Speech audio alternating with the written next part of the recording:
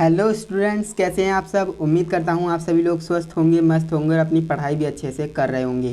तो दोस्तों, जैसा कि आप जानते हो, मैं लगातार आपके लिए क्वेश्चन पेपर्स लेकर के आ रहा हूं और मैंने क्लास 10th और 12th के कुछ पेपर्स के ऊपर वीडियो बना भी दी है। लेकिन आज की इस वीडियो में मैं क्लास 12th के ऊपर बात करूंगा। जो क्लास 12th की हिंदी होती है ना, देखिए हिंदी दो तरह की होती है, एक आर्ट साइड और एक साइंस साइड के स्टूडेंट्स के लिए। तो हिंदी का आप देख लेना, अगर आपकी सामान्य हिंदी है तो वो नेक्स्ट वीडियो में लाऊंगा। आज की इस वीडियो में मैं हिंदी के ऊपर बात करूंगा, जो कि क्लास 12th हिंदी होने वाली है।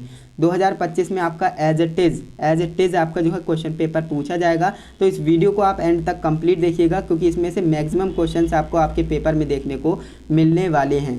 जैसा कि आप जानते हो भाई, आपका पेपर कब है, 24 फरवरी को आपका पेपर है। तो इस वीडियो को तो देखना बनता ही है, क्योंकि यानी पेपर से पहले क्वेश्चन पेपर आपको कोई प्रोवाइड करा रहा है तो उसे देखना तो बनता है ना। और इसमें जो क्वेश्चन है ना, VIMP क्वेश्चन है, हल्के में किसी क्वेश्चन को मत लेना और अच्छे से हर एक क्वेश्चन की तैयारी करना।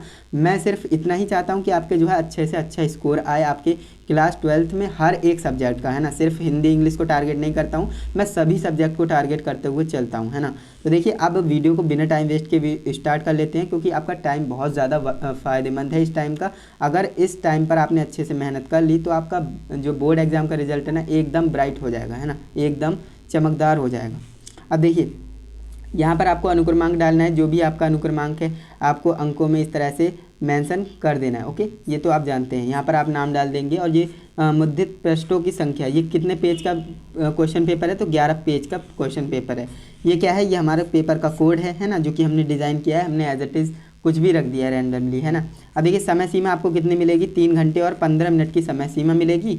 और जो है 100 नंबर का आपका जो है पेपर होने वाला है। जैसे कि आप जानते हैं, ये बेसिक चीज़ें हैं, निर्देश ज़्यादा है नहीं। चलिए इन्हें भी पढ़ लेते हैं। नोट पहला है आपका कि प्रारंभ के जो 15 मिनट है ना, वो परीक्षार्थियों को प्रश्न पत्र पढ़ने के लिए निर्धारित किए गए हैं, ये तो आप जानते हैं। इसके बाद नेक्स्ट आपका है, इस प्रश्न पत्र में 2 खंड हैं, है ना। दोनों खंडों में से दोनों खंडों के सभी प्रश्नों के उत्तर देना अनिवार्य है। ठीक, पहला खंड आपका क्या है, खंड क, है ना, खंड क।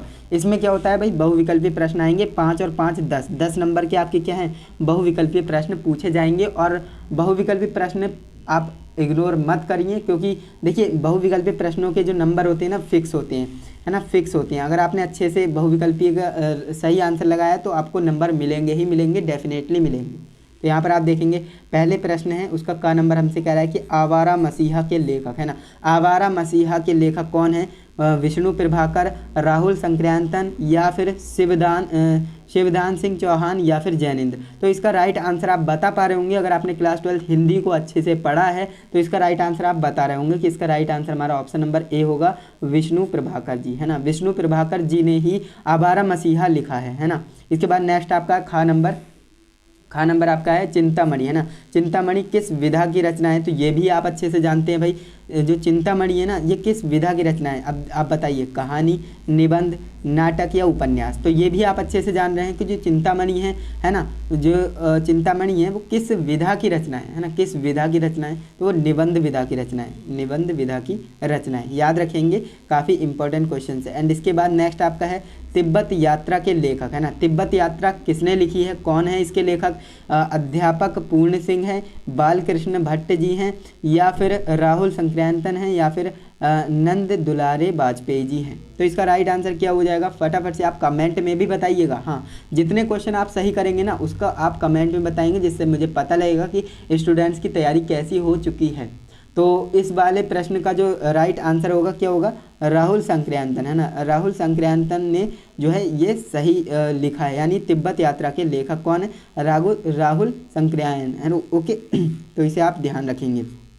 इसके बाद हमारा जो घ नंबर प्रश्न है, निम्नलिखित में से कहानीकार और उसके द्वारा लिखित कहानी का गलत युग्म है। अब देखिए, इसमें होता क्या है, इसमें आपसे 4 ऑप्शन दिए हैं। इसमें बोल रहा है कि कहानीकार और उसके लेखक दे रखे हैं, लेकिन इसमें से एक युग्म ऐसा है जो गलत है ना। कहानीकार और लेखक का जो है युग्म गलत दिया है। अब उसको आपको पहचानना है। पहला आपका क्या है, ईशा अल्लाह खां, रानी केतकी की कहानी।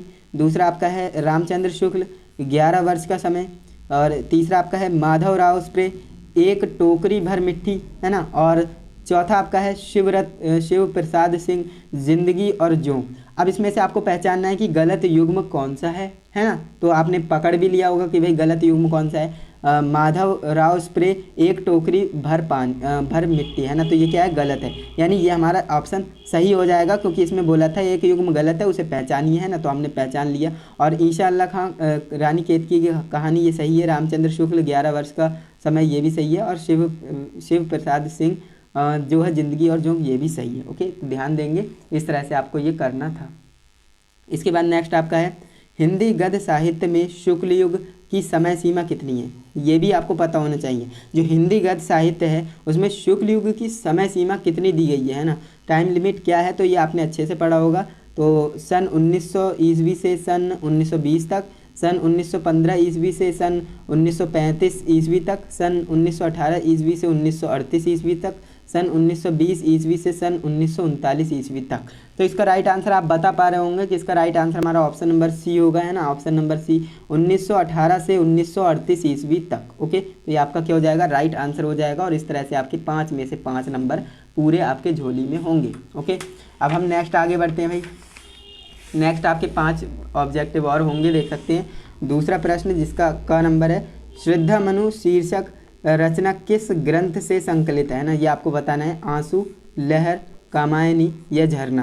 तो इसका राइट आंसर आप बता भी पा रहे होंगे कि इसका right answer option number C है ना। काफ़ी आसान क्वेश्चन था। श्रद्धा मनु शीर्षक जो है कामायनी रचना की ग्रंथ से संकलित है। ओके, इसके बाद नेक्स्ट आपका ख नंबर प्रश्न है, निम्नलिखित में से कौन सी अज्ञे की काव्य कृति नहीं है। ध्यान देंगे, नहीं है इसमें पूछा है। काफ़ी स्टूडेंट क्वेश्चन को ध्यान से पढ़ते नहीं हैं, वो नहीं देखेंगे ही नहीं, है ना, वो पढ़ेंगे निम्नलिखित में से अज्ञे की काव्य कृति है, इस तरह से आप बता देंगे। लेकिन ऐसा नहीं करना है, आपको क्वेश्चन सही से पढ़ना है, क्योंकि यहाँ पर नहीं छिपा है, देख सकते हैं। तो निम्नलिखित में से कौन सी अज्ञे की काव्य कृति नहीं है, तो आपको बताना है इंद्रधनु, रौद्र हुए ये, या फिर कला और बूढ़ा चांद, या फिर ऐसा घर आपने देखा है, या फिर आंगन के पास द्वार, है ना, आंगन के पार द्वार। तो इसमें से राइट आंसर क्या होगा, तो इसका राइट आंसर हमारा ऑप्शन नंबर 4 ही होगा, आंगन के पार द्वार। ओके, ये हमारा क्या है, राइट आंसर हो जाएगा।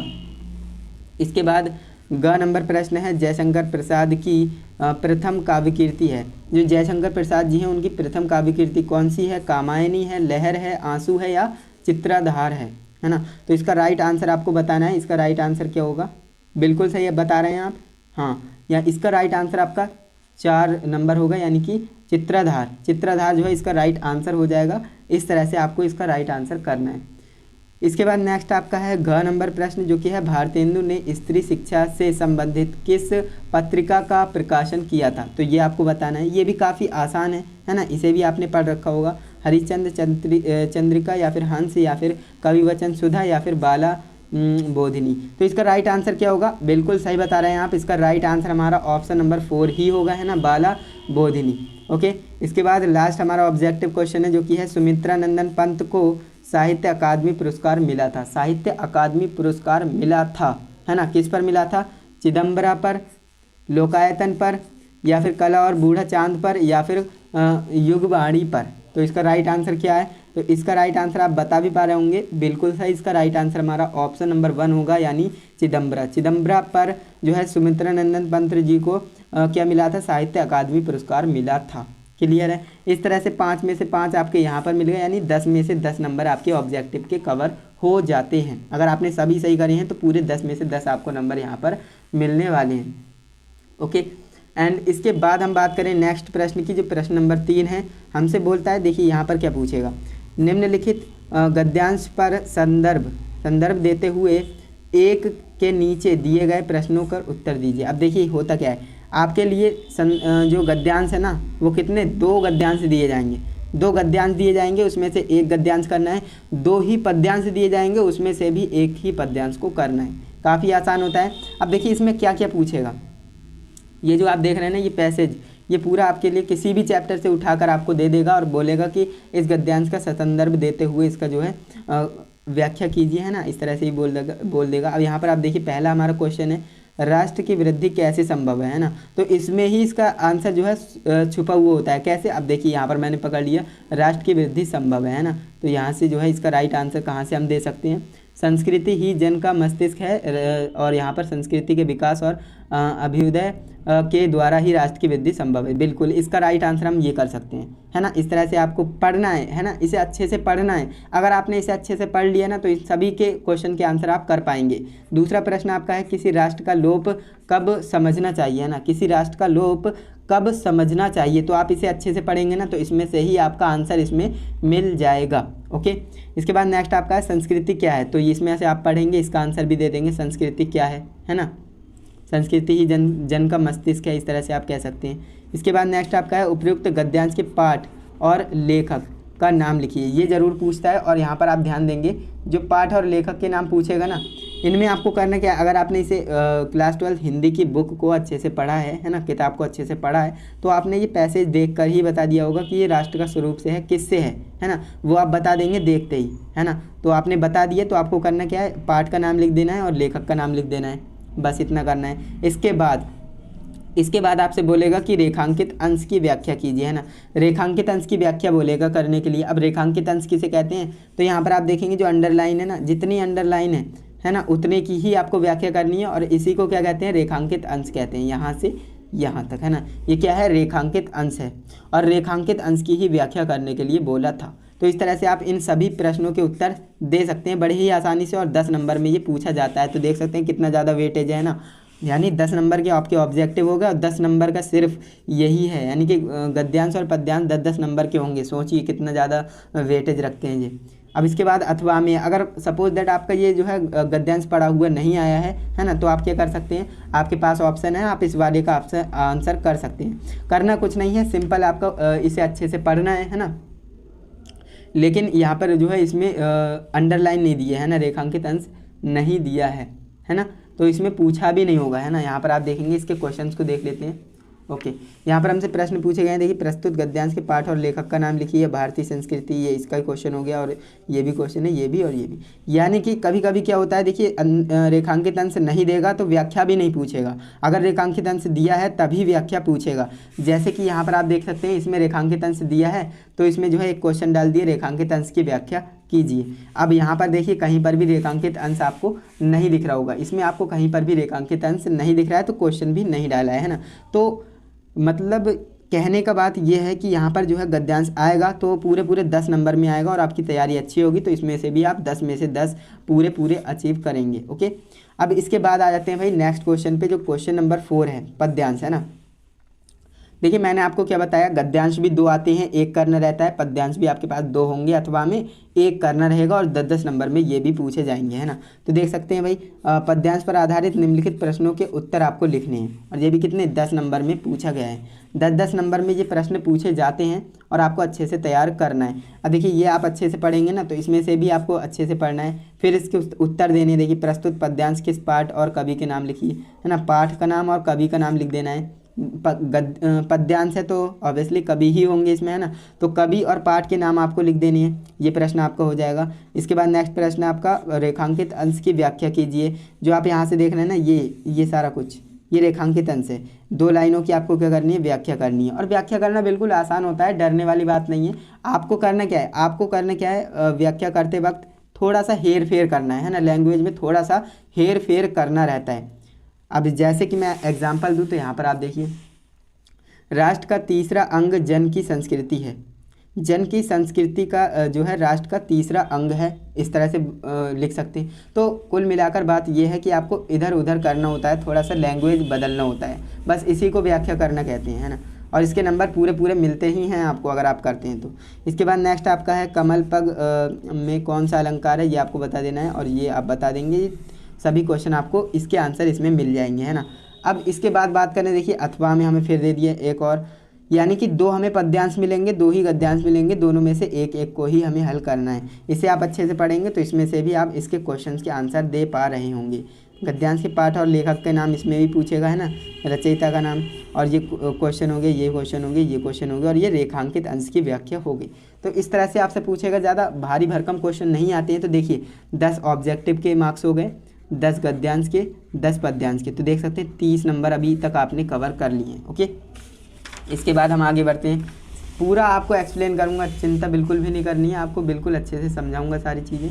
इसके बाद 5वां नंबर है, इसका पहला प्रश्न हमसे कह रहा है निम्नलिखित में से किसी एक लेखक का जीवन परिचय देते हुए उनकी जो है कीर्तियों का उल्लेख कीजिए, है ना। अधिकतम शब्द सीमा आपको दे देगा कि 80 शब्द, है ना। 80 शब्द बोल दिए तो 80 शब्द का मतलब ये है 80 शब्द से ज़्यादा नहीं होना चाहिए, है ना। अधिकतम 80 शब्द में आप जीवन परिचय लिख सकते हैं। ओके, अब कई स्टूडेंट्स कहते क्या हैं, जीवन परिचय आया है तो क्या जीवन परिचय लिखें। देखिए आप क्लास 12th के स्टूडेंट्स हैं ना, 10th के तो है नहीं, तो आपको करना क्या है, क्लास 12th में आपको अच्छे से, है ना, क्लास 12th में आपको अच्छे से जीवन परिचय लिखना होता है। जीवन परिचय कैसे लिखेंगे, देखिए मैं आपको बता रहा हूँ आपको जीवन परिचय में क्या लिखना है जिससे कि पूरे 5 नंबर आपको मिले।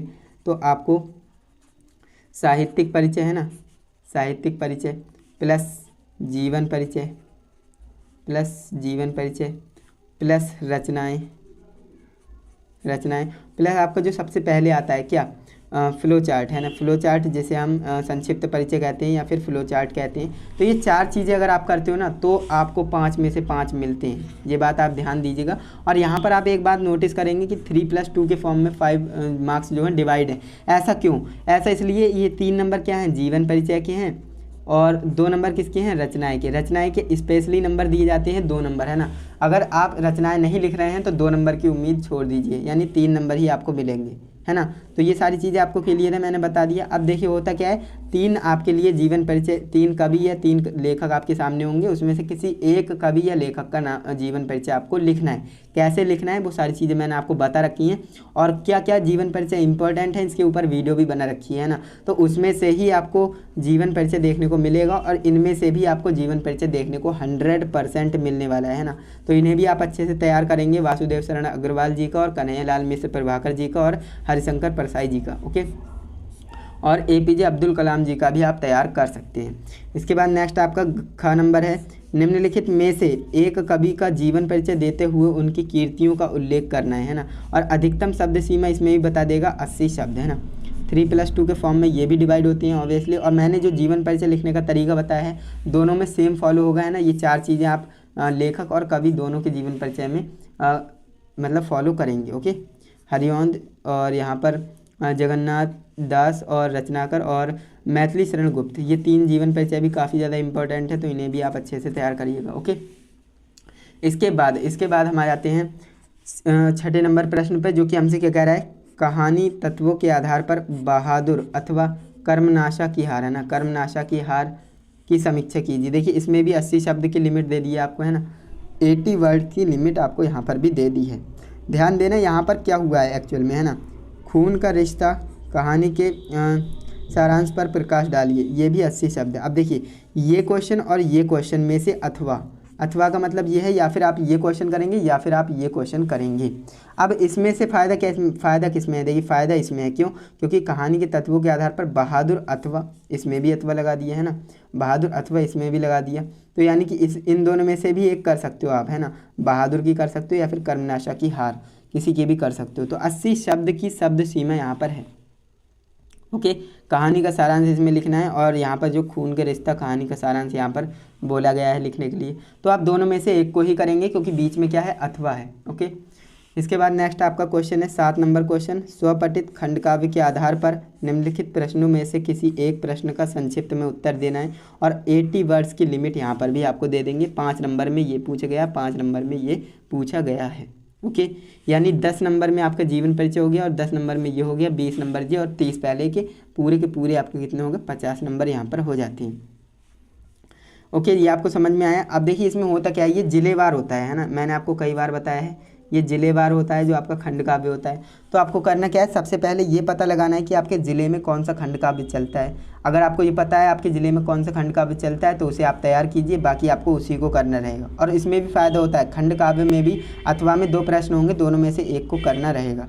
जैसे कि फॉर एग्जाम्पल मैं बता सकता हूँ रामपुर ज़िले में, है ना, रामपुर ज़िले की बात करते हैं। रामपुर ज़िले में सत्य की जीत चलता है, तो इसमें देखिए ख नंबर प्रश्न है, सत्य की जीत खंड काव्य के आधार पर प्रमुख पात्र का चरित्र चित्रण कीजिए। अगर ये नहीं आता है तो अथवा में क्वेश्चन है, सत्य की जीत खंड काव्य की प्रमुख घटना का उल्लेख कीजिए। बस 2 क्वेश्चन है, दोनों में से एक को करना है और यहाँ से भी आपको कितने 5 नंबर यहाँ से मिल जाएंगे। देख सकते हैं कितना स्कोरिंग सब्जेक्ट होता है। हिंदी में सिर्फ यही फ़ायदा है कि अथवा में बहुत सी चीज़ें आपको देखने को मिल जाती हैं और इसी वजह से ये स्कोरिंग सब्जेक्ट हो जाता है, ओके। तो सबसे पहले आपको करना क्या है, आपको ये पता लगाना है कि आपके ज़िले में कौन सा खंड काव्य चलता है। इसके बाद खंड 2 खंड ख में आ गए हम। इसका 8वें का पहला का नंबर प्रश्न है, जो कि आप देख सकते हैं क्या बोल रहा है, निम्नलिखित संस्कृत पद्यांशों का संदर्भ, है ना, संदर्भ हिंदी सहित अनुवाद कीजिए। अब यहाँ पर देखिए, यहाँ पर क्या होता है, 7 नंबर में आपसे प्रश्न पूछा जाएगा। अब यहाँ पर देखिए 2+5 के रूप में क्यों है, 2 नंबर में आपका संदर्भ है ना, 2 नंबर में आपका संदर्भ है और 5 नंबर में आपका अनुवाद है, हिंदी अनुवाद है। ओके, अब यहाँ पर आप देखिए महामना मालवीय नामक चैप्टर से ये आया है, तो आप इस तरह से जो है आप देख सकते हैं कि किस चैप्टर से आया है। तो संदर्भ में आपको यही लिखना है कि किस चैप्टर से आया है, उसके लेखक कौन है, ये सारी चीज़ें आपको बतानी है ना, और इसका हिंदी अनुवाद भी करना है ना।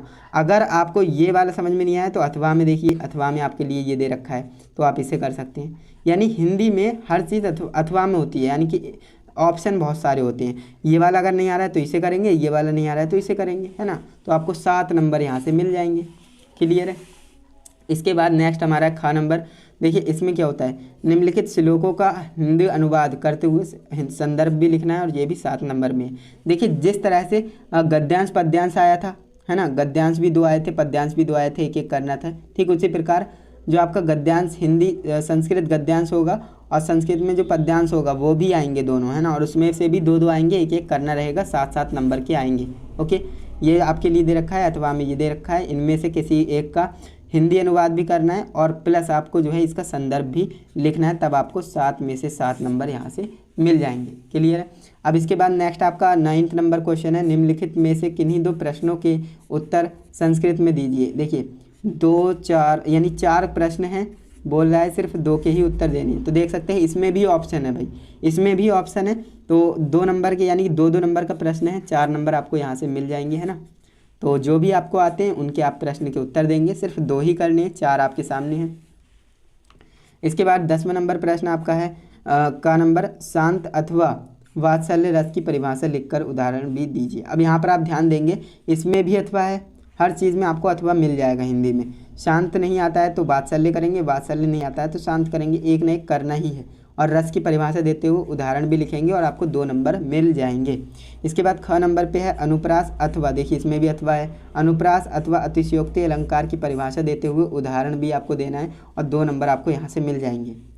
इसके बाद नेक्स्ट आपका है सवया तथा सवया अथवा बरय छंद की परिभाषा देते हुए उदाहरण सहित इसका जो है आपको करना है, 2 नंबर यहाँ पर आपको मिल जाएंगे। देख सकते हैं हर चीज़ में आपको अथवा लगा हुआ मिल जाएगा। इसके बाद नेक्स्ट आपका है, निम्नलिखित में से किसी एक विषय पर निबंध लिखना है। अब देखिए निबंध आपका 9 नंबर में आता है, बहुत बड़ा टॉपिक होता है ना, सबसे बड़ा टॉपिक यही है 9 नंबर। तो 9 नंबर में आपका निबंध आएगा और 4 आपके सामने होंगे टॉपिक, मेरा प्रिय खेल, शिक्षा का महत्व, भ्रष्टाचार कारण और निवारण, और सादा जीवन उच्च विचार, है ना। अब यहाँ पर आप देखेंगे 4 बोला गया है, 4 दिया गया है मतलब, और आपको सिर्फ एक ही टॉपिक पर निबंध लिखना है, तो कितना आसान होता है ना हिंदी में स्कोर करना। इसके बाद 12वां नंबर आपका क्या है, 12वें नंबर आपका है का नंबर, जो कि गायक का, है ना, का संधि विच्छेद करना है। तो इसका आप संधि विच्छेद करेंगे, जो भी राइट होगा। यहाँ पर 1 नंबर में आपसे ये प्रश्न पूछा गया है। इसके बाद हम नेक्स्ट क्वेश्चन पे आते हैं, राम श्वेते का संधि विच्छेद होगा, है ना। आपको इसका क्या करना है, संधि विच्छेद करना है, जो भी इसका सही होगा आपको लगा देना है। 1 नंबर में ये पूछा गया है। उच्चारणम, इसमें आपको संधि करना है ना, इसमें कौन सी संधि आई है वो आपको बताना है, इसमें भी 1 नंबर मिलेगा। एंड इसके बाद निम्नलिखित में से किसी एक का, है ना, एक का विग्रह करके समास का नाम लिखिए, है ना। ये आपका जो है 2 नंबर में आया है, किसी एक का करना है, 3 आपके सामने है, सिर्फ एक का ही आपको करना है समास। ओके। इसके बाद 13 नंबर पे आपका, शहर में फैली संक्रामक बीमारी की तरफ जिला अधिकारी का ध्यान आकर्षित करने के लिए आवेदन पत्र या प्रार्थना पत्र आपको लिखना है। ओके, 8 नंबर में ये पूछा गया है। इसके बाद अथवा में एक क्वेश्चन है, विद्यालय की वाद विवाद प्रतियोगिता में प्रथम स्थान प्राप्त करने पर एक छोटे भाई को बधाई देते हुए एक पत्र आपको लिखना है ना। ये भी काफ़ी ज़्यादा इंपॉर्टेंट है, 100% आ सकता है इस बार, है ना, तो इसे भी आप अच्छे से तैयार करेंगे। इसके बाद नेक्स्ट आपका है 14 नंबर का प्रश्न, जो कि हमसे कह रहा है कि निम्नलिखित में से किसी एक शब्द के धातु एवं प्रत्यय का योग स्पष्ट कीजिए। 1 नंबर में प्रश्न आया है, किसी एक का करना है, 3 दिए हैं, सिर्फ एक का ही आपको करना है। इसके बाद नेक्स्ट आपका है, निम्नलिखित में से किसी एक शब्द का प्रत्यय आपको लिखना है। 1 नंबर में आया है, यानी देख सकते हैं 3 आपके लिए यहाँ पर दिए हैं, सिर्फ एक का ही आपको करना रहेगा। और यहाँ पर लास्ट क्वेश्चन की बात करें, रेखांकित पदों में से किसी एक पद में प्रयुक्त विभक्ति और संबंधित नियम का उल्लेख कीजिए, है ना। 3 दिए हैं और सिर्फ एक का ही करना है। इस तरह से आज की इस वीडियो में हमने हिंदी कंप्लीट कर ली है ना। हिंदी का जो क्वेश्चन पेपर है कंप्लीट समझा है अच्छे से, है ना। पूरा पैटर्न अच्छे से समझा है। तो देख सकते हैं हिंदी भैया स्कोरिंग सब्जेक्ट तो है ना। स्कोरिंग सब्जेक्ट तो है, मैं आपको बोलूँगा अगर आपने हिंदी में स्कोर कर लिया ना तो आपका ओवरऑल जो रिजल्ट होगा वो इम्प्रूव हो जाएगा। तो इसलिए आप हिंदी में अच्छी पकड़ बना लीजिए, क्योंकि हिंदी एक ऐसा सब्जेक्ट है जो कि आपके रिजल्ट को बूस्ट करने में आपकी हेल्प करता है। तो आज की ये वीडियो क्लास 12 हिंदी की थी, है ना। क्लास 10 हिंदी की भी आएगी जस्ट।